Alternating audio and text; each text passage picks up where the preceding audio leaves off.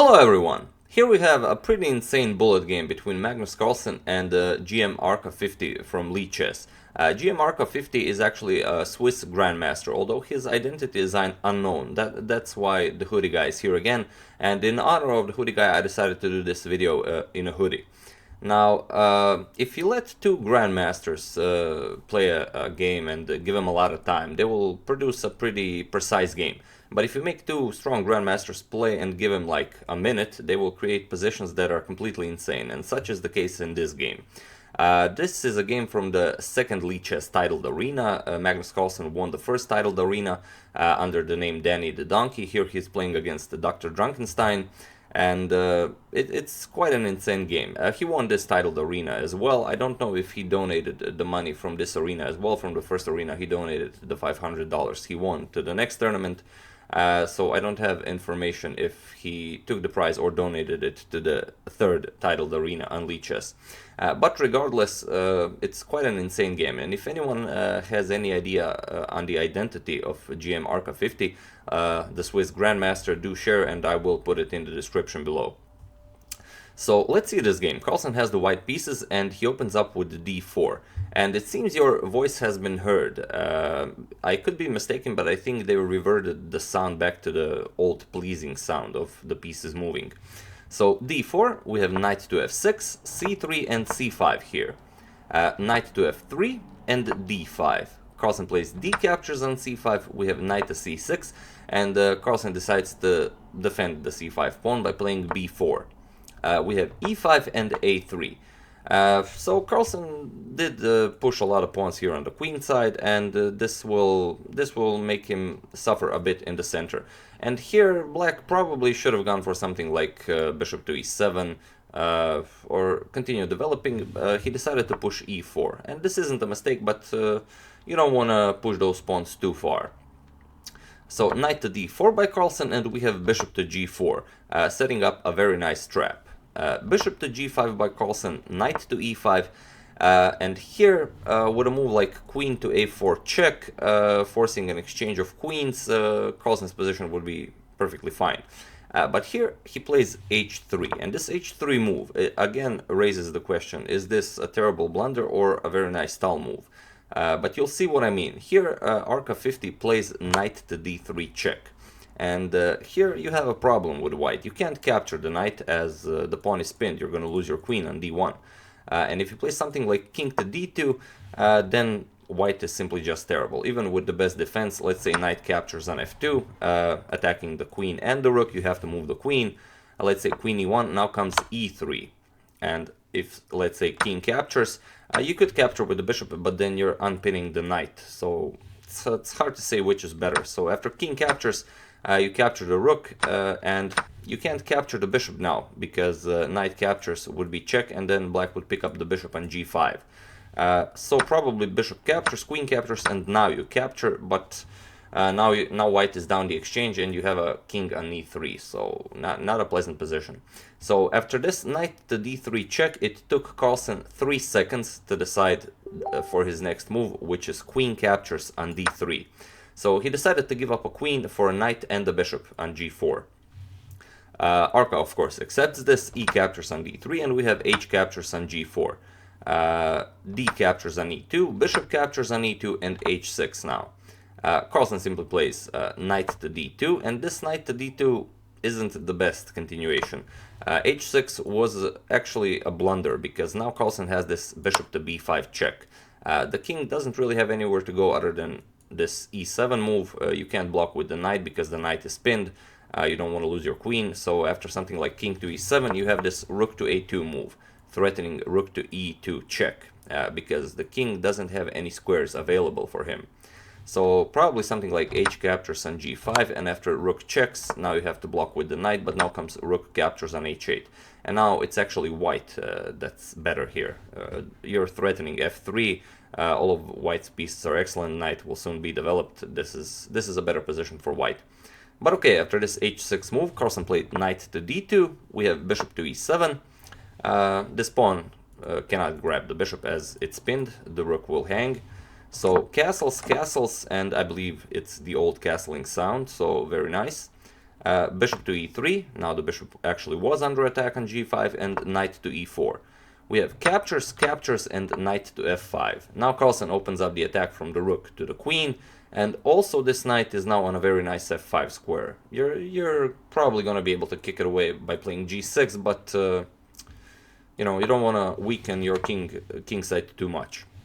So queen to c7, getting the queen out of the way, and bishop to d4 now, attacking the g7 pawn. And here you probably don't want to actually even defend this pawn, but Arca decided to play bishop to g5. We have king to c2 and now f6, nullifying the influence of this bishop on d4, but now comes a bishop to c4. And here, with a bishop pair and this beautiful knight on f5, Carlsen definitely does have compensation for the queen. This position is at least equal, if not better, for white. It's very hard for black to find a way to break through here. Of course, he will break through with a5 later, but it's not all that simple. King to h8, and we have knight to d6 now, improving the position of his knight even further. Rook 8 to d8, and now knight captures on e4. We have rook to e8 and now f3. And if you look at the position now, the c3 pawn is guarding the bishop on d4, the f3 pawn is guarding the knight on e4, which is on a light square, so the dark square bishop can't really do anything about this. This is just pleasant to play for white. So queen to f4. We have king to b3, getting the king to safety, of course on a light square. And a5. Now Arca wants to break open on the queen side to start harassing that king. We have knight to d6, attacking the rook on e8, rook to e7, and here knight to f7 check. This checks the king, forks the rook, so you have to give up the exchange here. Rook captures, bishop captures, and here we have a captures on b4. A captures on b4 and queen to c7 now. Bishop back to c4, bishop to g6 was also an idea, as the bishop is attacked from the queen. This would force the king to stay on the back rank, and there would be some terrible threats on the back rank. But the queen is very close to the white king. You want to bring your bishop back to help out with the defense. So bishop to c4, we have queen to c6, and now rook h to e1. Rook to a8, and now b5. Pushing those pawns forward. Queen to c7, and here we have rook to e6.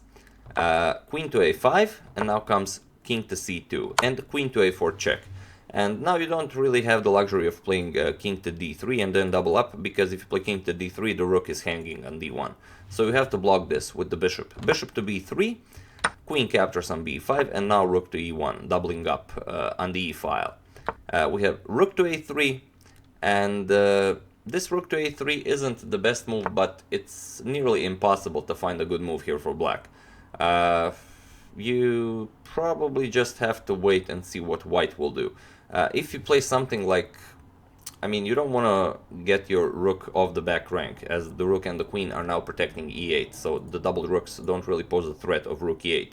But if you try anything like maybe activating the bishop with bishop to f4, you get rook to b6, kicking the queen, and after something like queen to d7, you get rook captures on f6, and it's pretty much over. G captures, bishop captures with check, king has to move, only square, and now checking the king and winning the queen. Queen captures, bishop captures, and here with a bishop pair and being up 3 pawns, this is probably winning for white.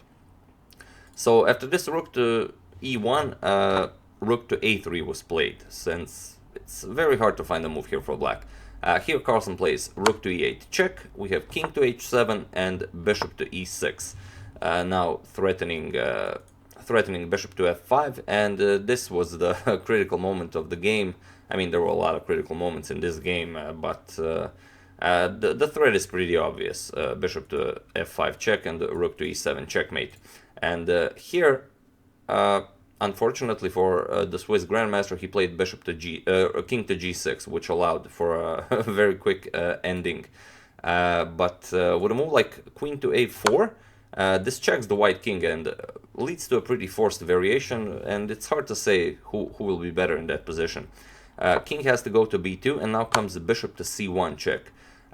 If you capture with the rook, then queen captures rook on e8, so king captures, and now comes rook to a1 check.